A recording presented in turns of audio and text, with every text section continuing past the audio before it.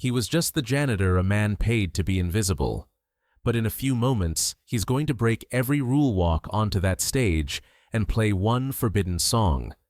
A song of grief so raw, it will shatter a room of billionaires into silence. What happens when the quietest man in the room finally makes a sound? He was a man who had learned the art of being invisible. Jack Hollis moved through the grand hall of the Kingsley Grand like a ghost, his presence marked only by the faint clean scent of ammonia and polished wood that followed him. In another life, a life before this one, his hands had known the cool, smooth language of ivory piano keys. Now they knew only the familiar grounding weight of a mop and the worn, dependable handle of a bucket. He was a single father, and his world, once as wide as a concert hall, had shrunk to the size of his boundless love for his 7-year-old daughter Lena. Their small apartment, a world away from this cathedral of wealth, was the only kingdom that mattered. But every night, his duties, a quiet rhythm of erasure, would lead him here. To the main ballroom, where the sleeping giant rested under the soft glow of dimmed crystal chandeliers. It was a Fazioli F278 concert grand, its jet-black lacquer surface a perfect silent lake, mirroring a galaxy of light from above. To the guests who swept through this hall, it was a piece of art, a status symbol. To Jack, it was a memory. It was a monument to a life he once lived, to a woman he once loved, to the man he used to be. His job was simple: keep the world from leaving its mark. He would polish its surface until it shone his own reflection, a pale, tired man looking back at him from the depths of the black mirror. A man with quiet eyes and hands that were made for something more than wiping away the fingerprints of the careless and the privileged. He never touched the keys. Not really. It was a line he had drawn for himself, a promise made to the ghost of his own grief. To touch them would be to invite the past to speak, and he had spent 5 years learning the discipline of silence. But sometimes, when the last of the staff had gone and the city outside was a distant muffled hum, he would allow himself a small act of trespass. He would let his fingers, calloused from work, but still remembering their old grace, hover just a millimeter above the keys. He would close his eyes and feel it, the ghost of a connection, the echo of a forgotten melody vibrating in the charged space between his skin and the ivory. It was a dangerous game, feeling the shape of a chord, without sounding it, tracing the ghost of a song that had died on his wife's last breath. He was just a janitor, a man paid to make things disappear, smudges, footprints, the evidence that people had been there. He was not paid to make music, not paid to create something out of thin air. And yet, the piano seemed to know. In the deep, resonant silence of the empty hall, it felt as though the instrument itself was watching him, patiently waiting. It knew the story his hands were no longer allowed to tell, and it held that story in its silent, magnificent heart. Celia Kingsley lived in a world built of glass and steel, a fortress of her own design. Her penthouse office, perched atop Kingsley Tower, offered a panoramic view of a city she commanded, but never truly touched. The streets below were a silent, pulsing network of lights, a complex system she managed from a distance. As CEO of Kingsley Holdings, she was the architect of an empire, a woman whose name was a brand, synonymous with power, precision, and a composure so absolute it felt like a form of armor. She moved through boardrooms with a quiet, lethal grace that was both admired and feared. Her voice, a finely tuned instrument of authority. The words she used were levers and switches, synergy, optimization, shareholder value. They were clean, sterile, and safe. The Kingsley Grand. The opulent venue that sprawled beneath her tower was her family's legacy, a glittering jewel in their corporate crown, but also a gilded cage. It was her father's monument to a culture he revered, a world of art and philanthropy that Celia had been groomed to curate. But in the process of becoming the woman she had to be, she had carefully, methodically buried the girl she once was. That girl had loved music. That girl had spent countless hours at an old inherited piano, her own small hands guided by her father's learning that music wasn't about perfection. "Perfection is for machines, Celia," he used to say. "Music is for people. It's supposed to have a heartbeat." He taught her that feeling was the point. Now Celia managed perfection. She managed profit margins, quarterly reports, and the crushing silent weight of expectation. Feeling was a liability, a rounding error she could not afford. Love isn't the reward she'd learned, it's the risk. The annual Kingsley Foundation Gala was approaching the centerpiece of her philanthropic efforts, and it required her flawless attention. It was another performance, another role to play. She was the star, the benevolent leader, the woman who had it all and gave back with effortless elegance. But sometimes in the dead of night, when the silence of her minimalist apartment was a physical weight, she would hear it. A phantom note.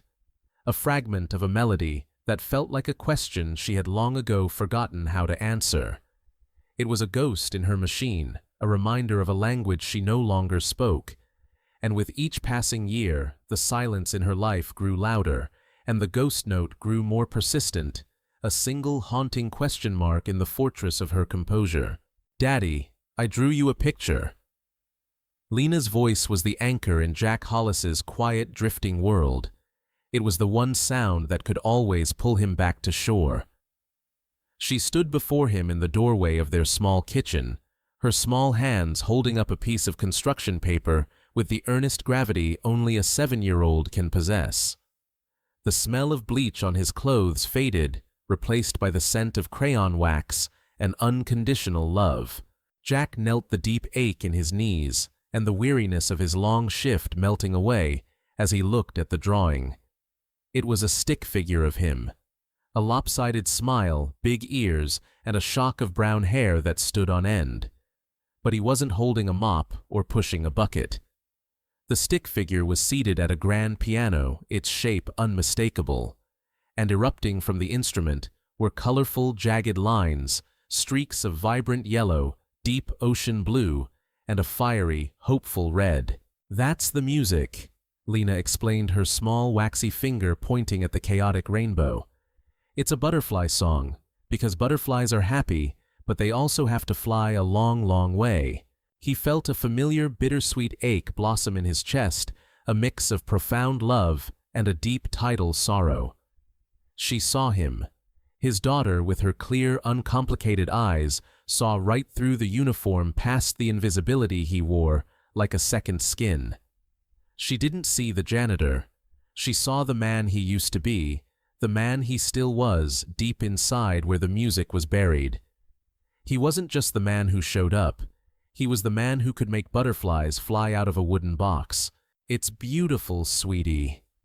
He whispered, his voice thick with emotion he hadn't allowed himself to feel all day. "It's the most beautiful butterfly I've ever seen." He hugged her close, burying his face in her hair, and for a moment he let himself believe it. That night, emboldened by his daughter's unwavering faith, Jack did something he hadn't done in years. As he polished the fazioli in the vast, empty hall, he paused. The city was a silent pulse outside the tall windows. The air was still. He let his right hand fall, and with a breath he didn't know he'd been holding, allowed the tip of his index finger to press down on a single key. Middle C. The note bloomed in the vast silence, a perfect solitary sound that was both a question and an answer. It wasn't a song. It was a single drop of rain on the surface of a still, dark lake, a ripple of memory that was both painful and pure. It was a ghost note, a whisper from a part of himself he thought had died, and for that one fleeting moment, the janitor was gone. Only the musician remained, listening to the echo of his own heart in the dark. The day of the gala arrived as a blur of controlled chaos. Florists with armfuls of white orchids and caterers balancing towers of gleaming silverware swarmed. The Kingsley Grand, transforming the already opulent hall into a fantasy of light and sound. Jack's job, as always, was to remain unseen, a quiet shadow tidying the edges of the frantic preparations. His final task before the first guests arrived was to give the fazioli one last reverent polish. He moved with a practiced grace, his soft cloth gliding over the endless black lacquer. He was so lost in the simple meditative ritual that he didn't notice the man approaching until a sharp, condescending voice cut through the air like a shard of glass. "Careful there. Wouldn't want you to smudge it." Jack looked up, blinking. A man in a flawlessly tailored suit stood over him, a gold watch glinting on his wrist, a smirk playing on his lips. He was one of them, a guest, a board member, it didn't matter. He was a man who saw the world in terms of who belonged and who did not. "It's a beautiful instrument," Jack said quietly, his voice neutral, a shield he had perfected over years. The man chuckled, a dry, unpleasant sound that held no warmth. "It is, and it's for people who can appreciate it, people who understand what it represents." He paused, his gaze dropping pointedly to Jack's hands, calloused clean, but undeniably the hands of a man who worked. "Hands like yours," he said, the words dripping with disdain. "Have no business on keys like those. Just stick to the polish, janitor. That's what you're paid for." The words were not shouted. They were delivered with the casual cruelty of a man swatting a fly. But they were a physical blow. Humiliation, hot and sharp, washed over Jack. It wasn't just the insult, it was the erasure. The man didn't just see a janitor. He saw nothing else. He saw a pair of hands fit only for a cleaning rag, not for creating beauty. Jack said nothing. He simply nodded once, a gesture of submission he despised, and stepped back from the piano, his cloak of invisibility pulled tight around him once more. From across the hall, standing poised at the grand entrance, Celia Kingsley witnessed the exchange. She couldn't hear the words, but she saw the tableau clearly, the smug, dismissive look on the executive's face, and the way the janitor seemed to shrink, to fold into himself. A flicker of indignation, a ghost of her father's fiery sense of fairness, pricked at her conscience. But the duties of the evening were a powerful current. The first guests were arriving. She smoothed the silk of her gown, fortified the walls of her composure, and let the moment pass. It was a small, ugly thing in a world filled with them, and she had a gala to host. The performance had to begin. The Kingsley Foundation Gala was in full swing, a glittering spectacle of manufactured warmth. The air thick with the murmur of polite conversation, and the clinking of champagne glasses carried the scent of expensive perfume and calculated generosity. Celia Kingsley moved through the crowd like a ship sailing through a placid sea, a perfect hostess with a practiced smile and words as precise and polished as the diamonds at her throat. She spoke of charity, of community, of the Foundation's noble mission, but the words felt hollow to her, like elegant decorations in an empty room. In a brightly lit corner, a string quartet played Vivaldi. Their performance was technically flawless, each note delivered with perfect intonation and timing. But it was emotionally sterile. It was background noise, a pleasant but forgettable soundtrack to the real business of the evening, the silent, constant symphony of transaction.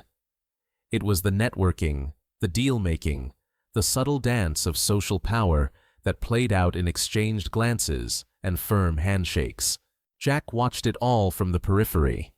His job tonight was to be a ghost, emptying trash bins brimming with discarded cocktail napkins and wiping down abandoned glasses. He felt like a foreigner in a land where he didn't speak the language. The music, in particular, was a source of quiet, persistent pain.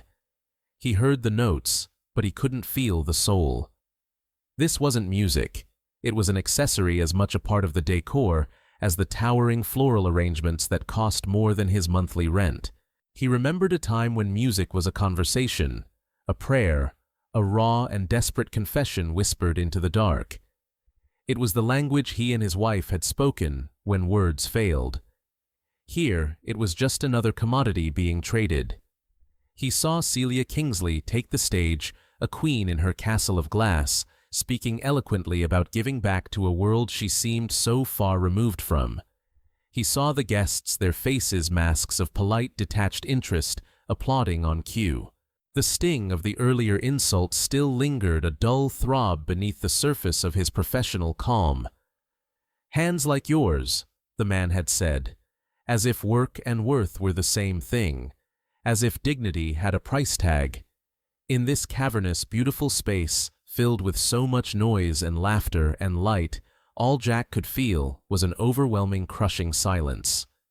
It was the silence of a beautiful instrument that was never truly played. The silence of a room full of people who had forgotten how to listen, and the silence of his own heart, which had not sung a true song in 5 long years. The gala droned on a relentless engine of polite noise. The string quartet took a break, and a new, deeper quiet settled over the hall, punctuated only by the low, self-satisfied hum of conversation. Jack was clearing plates from a service table near the stage when he overheard a woman's brittle laughter. "Can you imagine?" she said to her companion, her voice dripping with the easy cynicism of the very rich. "Spending $500,000 on a piano no one is even allowed to breathe on. It's just furniture at this point." The casual comment, layered on top of the afternoon's raw humiliation, landed like a spark on dry tinder. It wasn't just about the piano anymore. It was about the profound, aching hollowness of it all. The music that wasn't music. The charity that felt like a transaction. The grief in his own heart that had been silent for so long it had become a physical weight. He looked at the Fazioli sitting under the spotlights, a magnificent, voiceless creature. An object of art, a symbol of wealth, but not a vessel for a story. Not tonight. He thought of his wife Sarah, of the music they had shared, the silly duets, and the lullabies he used to play for Lena. He thought of her crayon drawing that impossible, beautiful butterfly song made of color and hope. An invisible dam inside him, built of years of loss and quiet, grinding endurance, began to crack. It wasn't a thought. It was an impulse, a pull that defied logic and reason. It was a current stronger than his fear of being fired, stronger than his instinct to remain invisible, stronger than the shame that still burned in his chest. The silence of the room was no longer empty.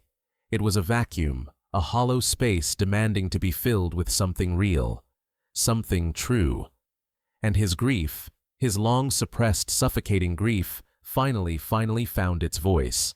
He set down his tray of glasses with a soft click that sounded like a gunshot in his own ears.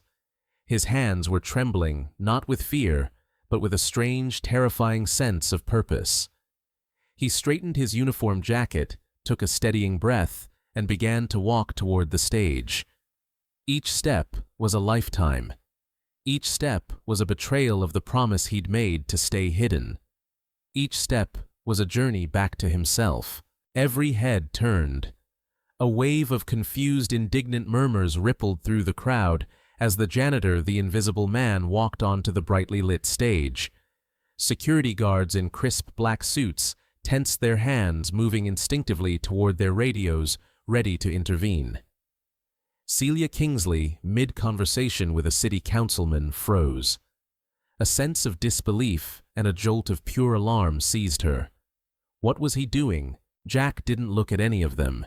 He didn't see the shocked faces, the pointing fingers, or the impending intervention. He saw only the piano. He walked toward it as if it were the only solid thing in a dissolving world.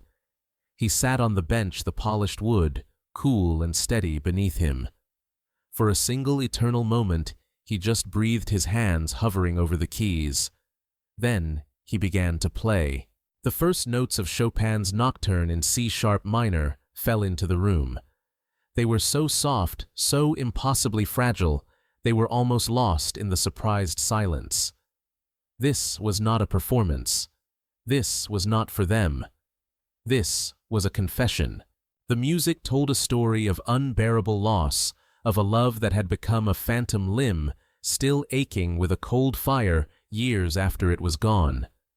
It spoke of sleepless nights and the hollow mocking echo in an empty house. It was the sound of a man trying to remember the exact shade of his wife's eyes.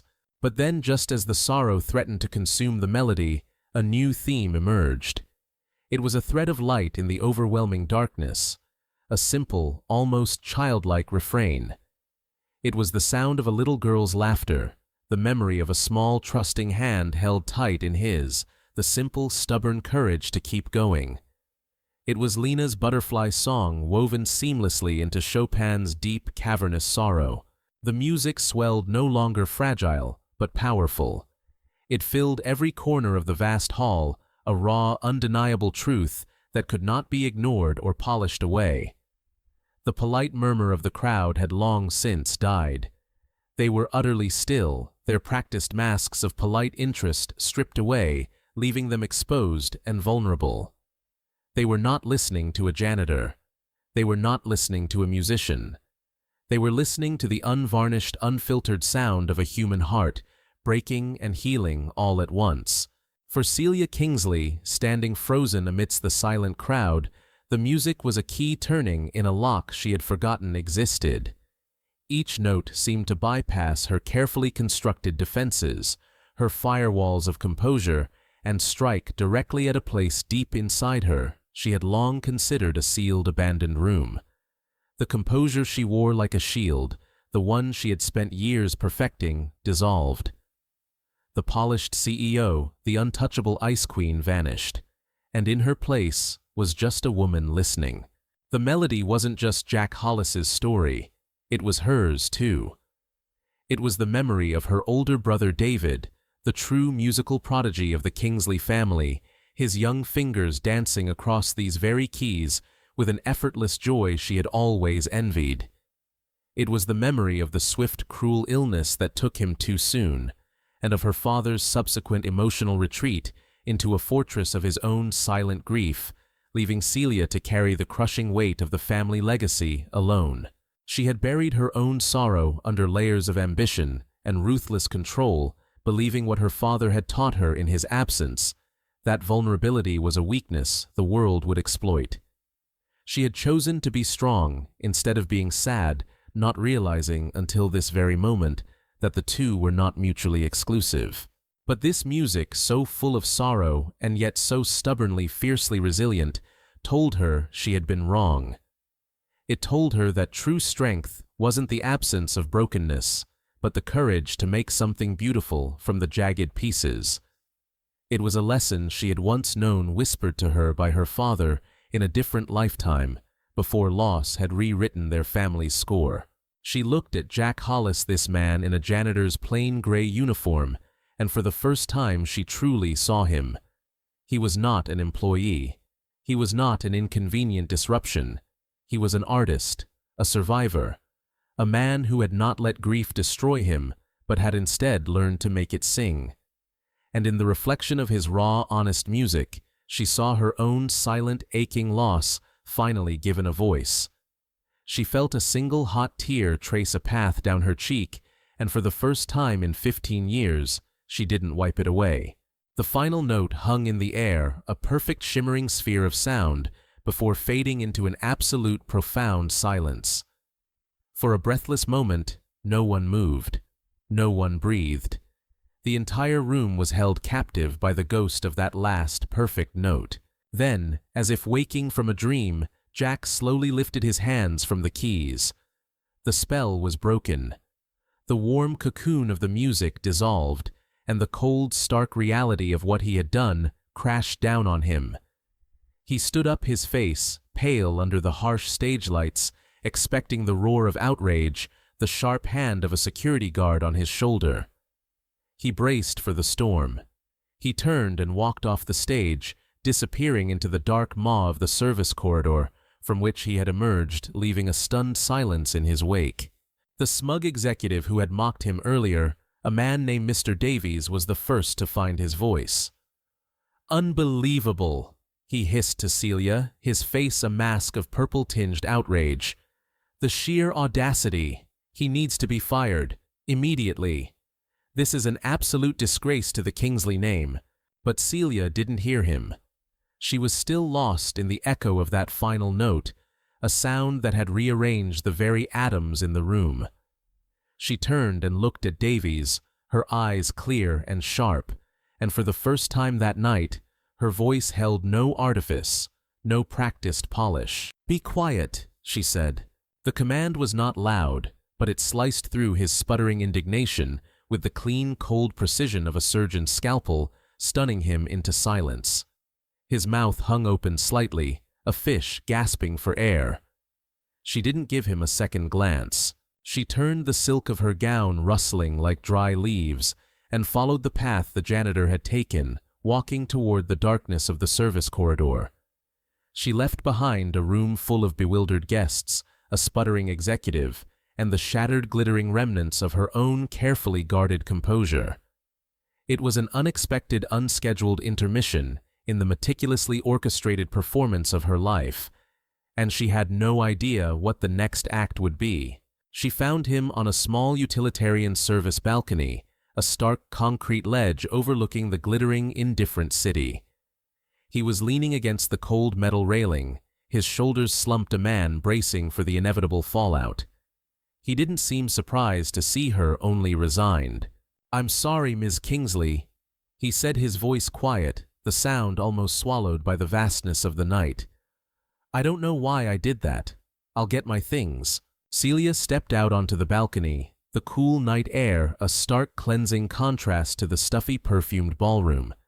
She stood beside him, not as a CEO confronting an employee, but as one person standing next to another. "Don't apologize," she said, her own voice softer than she'd intended, the sharp edges worn away by the music. "You weren't playing a song, you were telling a story, and I haven't heard a true story like that in a very long time." The quiet, unvarnished honesty of her words seemed to surprise him. He finally turned to look at her, and in his eyes she saw a deep, settled sadness she now recognized as a mirror of her own. "It was my wife's favorite piece," he said, his gaze drifting back to the city lights below. "Sarah, she's been gone 5 years. Sometimes the silence just gets too loud." Celia nodded, a lump forming in her throat. "My brother, David." She began the name feeling strange and foreign on her tongue after so many years of disuse. He was the musical one, the real talent. He was supposed to run the foundation to fill that hall with life, but he got sick. She took a shaky breath. "After he died, the music, it just became noise to me. A duty. Another line item on a budget. I think I forgot how to listen." They stood there for a long time, two strangers on a rooftop, sharing a language of loss that needed no translation. In that small, honest space suspended high above the city, away from the crushing weight of expectations and the prison of titles, she wasn't a CEO and he wasn't a janitor. They were just two people who had learned the hard way that the deepest grief is often a song without words, a silence that screams. And for the first time in a long time, neither of them felt quite so alone in it. The next day, Celia Kingsley walked into her boardroom, and everything felt different. The long, polished mahogany table, the expensive leather chairs, the breathtaking view from the top of the world, it all seemed like a set for a play she no longer wanted to be in. The fortress felt like a cage. She canceled her morning meetings, a move that sent minor shockwaves through her executive floor, and called an emergency session with the board of the Kingsley Foundation. Her announcement stunned them into a rare silence. The Kingsley Grand, she declared, would no longer be just a gilded venue for the city's elite. She was launching a new initiative effective immediately, the Second Chair Program. It would be a community outreach project dedicated to the therapeutic power of music, offering free lessons and a safe, welcoming space for those grappling with grief, trauma, and loss. A place for people to tell their own stories without words. A piano like that, she told the board, her voice steady and sure, infused with a purpose that had been absent for years, isn't an asset to be protected, it's a voice to be shared. My father built this foundation to celebrate art, but I think somewhere along the way, We started celebrating the frame more than the painting. And at the head of this new program she announced would be its first artistic director, Mr. Jack Hollis. When she found him later that day in the quiet ballroom, polishing the fazioli, not as a duty, but as a tender farewell, and offered him the position, Jack was speechless. He stared at her, his mind struggling to connect the dots between the man who was expecting a termination notice and the man being offered a new life. He wasn't a janitor with a hidden talent anymore. He was a man whose deepest pain had been recognized not as a weakness, but as a unique strength. He was being seen, truly seen, not for the job he did, but for the story he had to tell. The news sent ripples through the city's art and philanthropic circles. But for Celia Jack and a little girl named Lena, it was something much simpler and infinitely more profound. It was a new beginning. It was a chance to rewrite the score of their lives from a mournful minor key into one of quiet, resilient hope. 6 months later, the opulent, echoing silence of the Kingsley Grand had been replaced by a different kind of sound. It was the hesitant, stumbling notes of a beginner finding their way through a simple scale. It was the shared, gentle laughter of a grief support group finding solace in a shared melody. It was the rich, powerful harmony of a community choir, their voices rising together to fill the great hall with something real, something earned. It was the sound of healing. But the real story didn't end in the grand ballroom.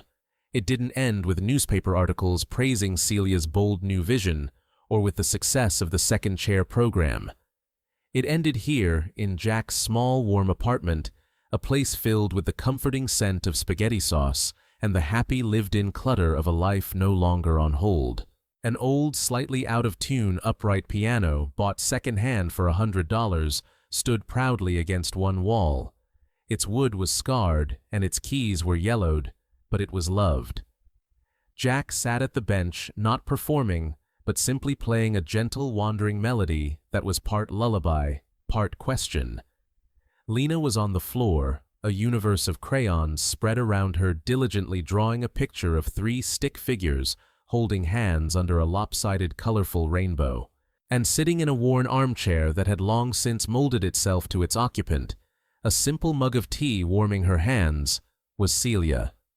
She wore jeans and a soft gray sweater, the expensive constricting armor of her corporate life shed and forgotten. She was not a CEO here. She was not Ms. Kingsley. She was just Celia, a friend, a listener. She watched Lena color, then looked over at Jack, and a genuine, unpracticed smile touched her lips. This was home. Not a place she realized, but a feeling. A quiet, imperfect, and breathtakingly beautiful piece of music made not of flawless notes, but of presence, of kindness, of simply showing up. It was a song she was finally learning to hear. And so we see that sometimes the most beautiful music doesn't come from a grand stage, but from a quiet heart that finally finds the courage to be heard. It reminds us that home isn't a place we build with walls and a roof, but a feeling we create with kindness, understanding, and the willingness to truly see one another. We'd love to hear from you. Where are you watching from today? Please drop your city or country in the comments below. What moment in Jack and Celia's story resonated with you the most? If this story touched your heart, please give this video a thumbs up and share it with someone who might need a reminder that our deepest wounds can become our greatest strengths. Don't forget to subscribe to Second Chance Hearts and hit the notification bell so you never miss a new story of hope and healing. Your support means the world to us. Thank you for watching Second Chance Hearts. Until next time, stay kind and always listen for the music.